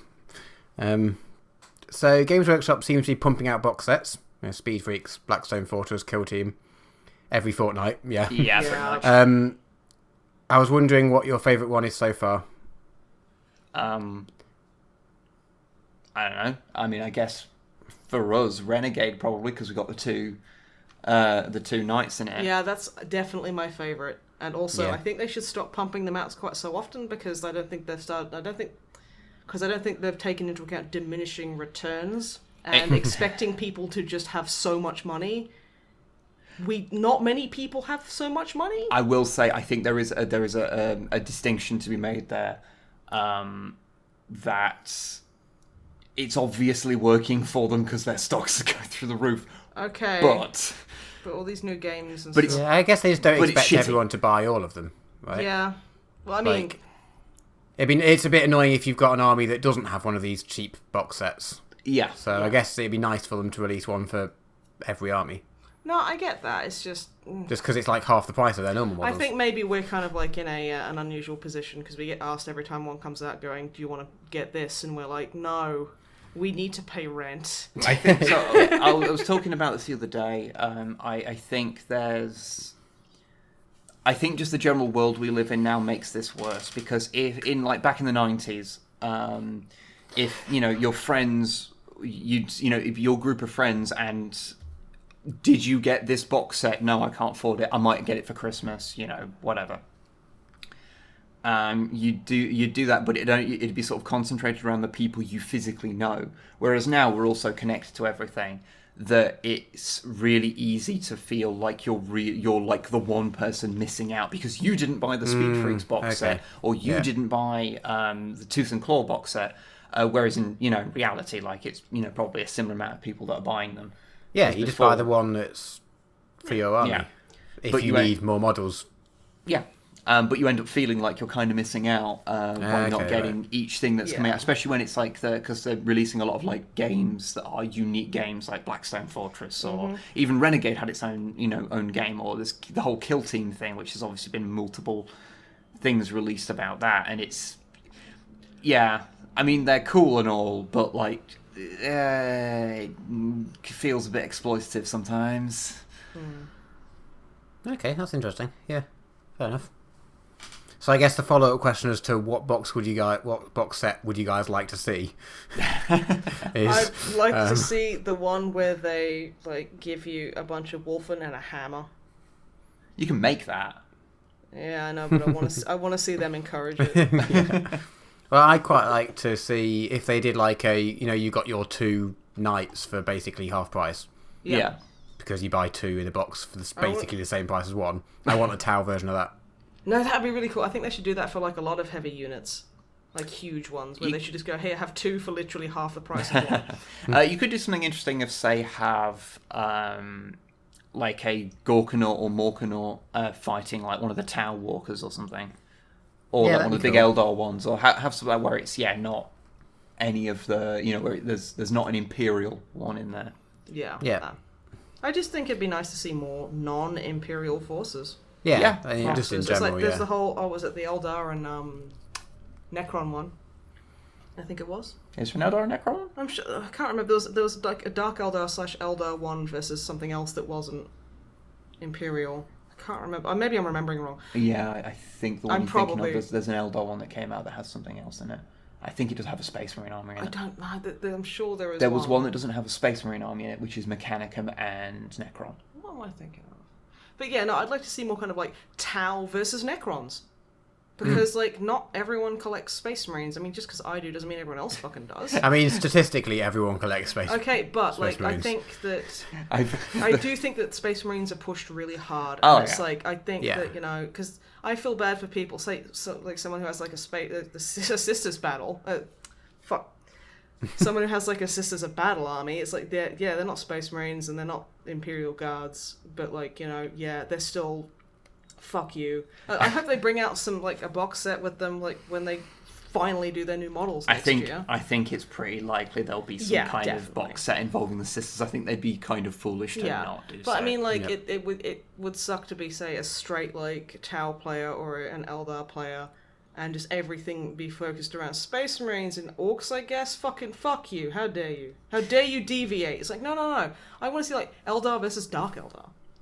Or like, which I appreciate the models are pretty similar, but fuck it, someone who's collecting Eldar or Dark Eldar probably wouldn't mind having a little, like, just a few of the other kinds. To be fair, the models being similar has never stopped them all the times they've done Space Marines versus Chaos Space Marines. So. Okay, that's fair, but it's like that kind of stuff, or like like Tau versus Necrons. I think that'd be fun, and then it would kind of like you could go, well, I have a fuck ton of disposable income that I want to go spend on a 40k box set. I've been interested about Necrons and Tau or whatever. I will say think that'd be more interesting. I will say one of the advantages of the modern box sets is, unlike the ones that were around when I first started playing 40k, the box sets actually give you a fucking functional army. Because when I first started playing was in 3rd edition, and You weren't given legal armies. in the main box set for 40k, you just got a tactical squad and 2 squads of Dark Eldar, neither of which was a functional army. And even if you bought the battle sets, I think they were battle forces, I think they were called, they didn't come with a functional army either. You'd get, like, I think that the Space Marine one was something like a land speeder, a tactical squad, and it was like mainly an assault marine squad and like some bikes, something like that. Yeah. And you go, where's the HQ choice? The one thing I need to actually make an army in this. Well, but you're gonna have to go spend like 500 quid on it in the store, you fucking idiot. Yeah, they all every single one was like that. Even though you could go and buy one for like a $5, like back then, so it wasn't like a big deal. But like no like box set came with an actual army you could make something out of. I think the one exception was the Tau one, because you could just turn one of the crisis suits into a leader crisis suit. And of course, if you're willing to kit bash and stuff, then you could probably have made something. But yeah, I don't think they should expect people to do that. Yeah, that was always annoying. So the fact that the modern ones do have like actual functional armies that you can use, even if they are small, is a significant improvement. It's some. I mean, that's helped by the fact that everything is a legal army nowadays. Well, I mean, yeah, if you go like the open play thing, then yeah, of course. You could just. I've got a knight, 3 Necron warriors, and I don't know, A sock. a sock that I'm running as a Slaneshi demon prince. Well, no, you're running go. a sock as a dread sock, but you don't have the dread to put in the sock. I mean, that's the thing. You can run. Counts as dread sock. Just sock. If it's statted, you can fucking run it. It's fine. But yes, so yeah. All right, moving on. Shanus. Hi, Shanus. Wib. Favorite 3 Godzilla enemies. Biolante. Biolante. Yeah. Biolante is my ultimate all-time favourite. I do have a real soft spot for Gigan. Gigan is an angry cyborg space chicken. Gigan is fucking weird. You want to do kissing with Gigan? Do you have an urge to marry him then? No. No, not you, Wib. I'm already married to a chicken man. I'm faithful. I'm faithful to my chicken husband. And he doesn't need a stomach buzzsaw. And I guess like Kiryu, the Millennium era Mechagodzilla. Kiryu is fun. Who's rad. Who has like built-in lights so it can cry. It kind of does. It's a bit weird. Good. Because it's sad. Also, if you don't want to count that, because technically Kiryu's not really a villain per se, because it's the human faction, then I'd probably say. Well, it says Batra. Godzilla enemies, so. But yeah, if I was to go for like straight up actual like things that are more antagonistic, then I'd go for Batra, which is evil Mothra. Which is evil Mothra. Even though it's not really evil Mothra, it's more the destruction side of Mothra being more the order side. See, it's Schmartling versus Nach Schmartling. Kind of. But yes, there you go. Right. Or Papillon de Nuit. Yeah. Which is the cutest thing in the world. I know it's exactly the same as what I just said in German, but still. Snipe. Yes. Will your campaign mention any heroes of ages past, like a dashing young hero who is by day a human warlock, but by night a crime-fighting lady goblin? You know, now that you've mentioned it, I'm tempted. I've been kind of like, should I do that, or is that really kind of like self-indulgent? And I'm like, I am the definition of self-indulgent. The fuck not. He'll be the tavern keeper. Why not? But no, good suggestion. I'll keep that in mind. You'll meet a 6'4" lady, like sexy lady goblin. He's like, who speaks with a fucking Southern English accent. Like, hello, how you doing? Nice night. Buy a drink. Last up, Drummer Matt. It me. You. What made you decide on Tau? Their designs, or giant mechs, or proper tech, or It's weird the hoof fact feet? that they will sling massively overpowered shit at you from a mile away, so he can sit there and go. Yeah, like I did like when I was when I first started playing, it was Fantasy, and I played Empire, and their big cannons and various tech things were always my favourite bit of it. and I had lots of like riflemen and ranged stuff. So I quite like the idea of being ranged. I didn't want Space Marines because lots of people have Space Marines, and I wanted something a bit different. Wib had Orcs because they would have been up there with my choices. And yeah, the tower with my I like the idea that they're like advancing technology and like developing new stuff, which is kind of the opposite of what a lot of the people are doing. Basically, the only reason that the Imperium has any fancy tech these days, like has had new tech in like the new stuff, is because some bloke was in a cupboard somewhere developing it for 10,000 years and no one stopped him. Or it's just like, hey, I found this gun. And Yeah, then I suddenly assume you they have just your own found planet. everything, right? It's Cole, I think, Belisarius, who's the guy who made Primaris. He was basically told by Gilliman to go and do this, and then he was like locked away somewhere, and no one really like thought to stop him because technically he still had like the blessings of a Primarch. Yeah. And so then he kind of popped out and again. So basically, I made Primaris Marines. I know they're not quite what you asked for because you just asked for like better Marines, and I made These are okay. turbo better Marines. Yeah.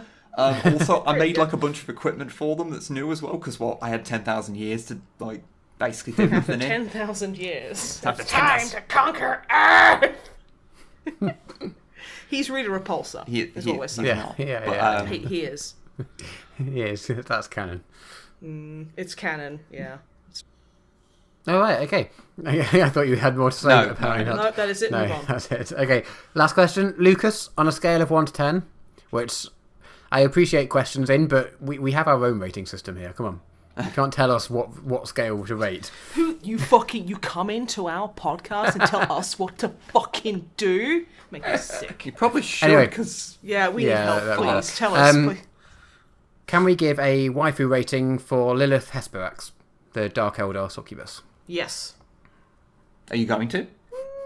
Your rating is just yes. Yes, you would. I'm going to go yes. Because I'm not 9. sure any of us would have a choice. I think we'd all have to say yes. Well, I mean, I'm going to kind of interpret her as, like, she's a succubus that isn't a jerk about it, like the lady from Divinity Original Sin 2.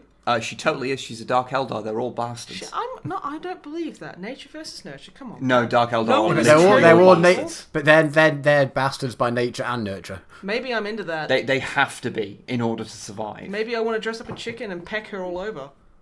I mean, Maybe I want Shane to sit in fucking, like, the fucking closet wearing his Howard the Duck shirt. right. You don't know me. I think it depends on which version of Lilith we're going with. Are we going with like the original model, or are we going with the new model, I'm or going are with the we new going model. with the picture of her from the 3rd edition codex, which is the best picture of her, and that one would get a higher rating.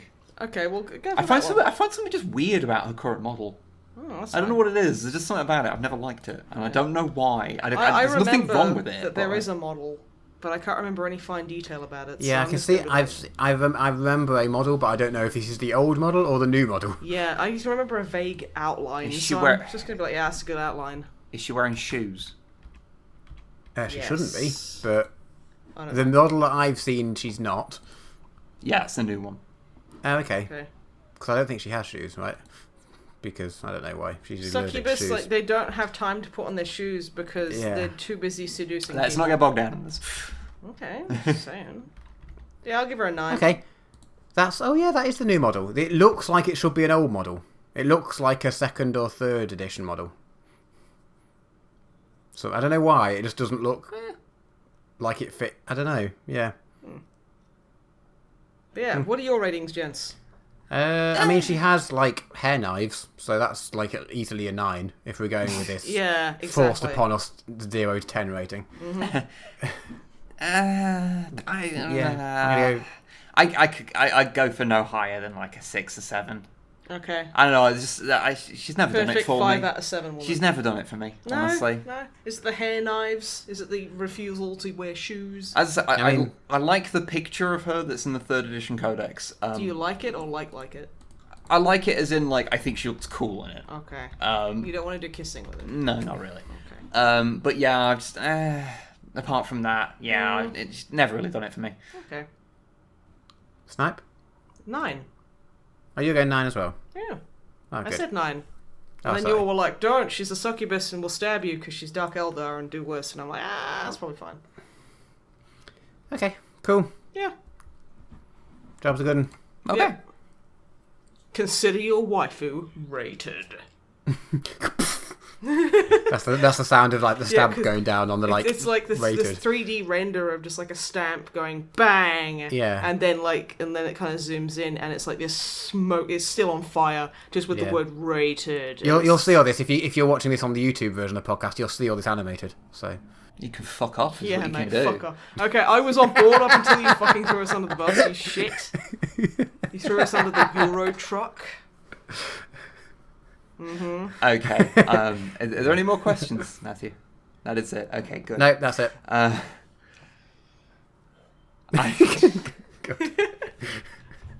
Yeah, it's been a bit of a train wreck It's this okay. week. I'm a bit of a train wreck every week. I can see this is going to be one of those ones where even though we have been recording for 2 hours and like 5 minutes, It's going to be a 50-minute long it's podcast. going to be like an God. hour and a half long because there's going to be like 10-minute segments where it was be like, what was anyone talking about? I like how we're now talking about how we don't know what we're talking about. Just Oh, yeah, end should it. probably Just- end just the end it. podcast. Okay, now. okay. I've been Constable Snipe. He's been Detective Wib, and Drummer Matt has been Chief Inspector Drummer Matt. Thank you very much for joining us, and we'll see you next time. Bye. Goodbye. Why are you laughing? That was a good exit. I'm sure it was. I'm laughing at the bye.